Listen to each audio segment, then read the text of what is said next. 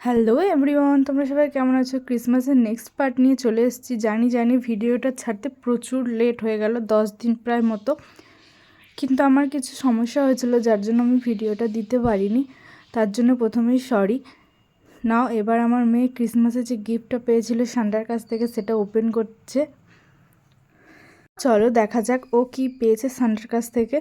ও যেটা চেয়েছিল সেটাই পেয়েছে নাকি আরও অন্য কিছু পেয়েছে সেটাই দেখবো। এই যে ও যেটা চেয়েছিল সেটাই পেয়েছে, অনেক কিছু পেয়েছে, খেলনা, চকলেট, চিপস না কেক, জিমস, লজেন। ও তো ভীষণই খুশি হয়েছে, ফার্স্ট টাইম ও এরকম গিফট পেলো সান্টার থেকে, তার জন্য প্রচুর খুশি হয়েছে। সাথে আমিও খুব খুশি হয়েছিলাম ওকে খুশি দেখে।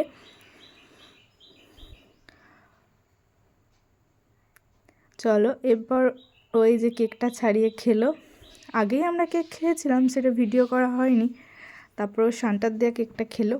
এই যে আমাদের ক্রিসমাস ট্রি, তারপরে এই গোলাপটা কেমন লাগছে ফুলগুলো জানিও। তারপরে ঘুরছিলাম একটু, তারপরে কি করব বুঝে না পেয়ে দেখছি মেয়ে রান্না করছে।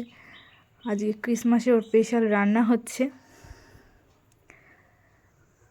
ছোটোবেলায় আমরাও এরকম খেলনাবাটি খেলতাম, এখন মেয়ে খেলে দেখে মনে পড়ে নিজেও তো ছোটোবেলায় এইরকমভাবেই খেলতাম।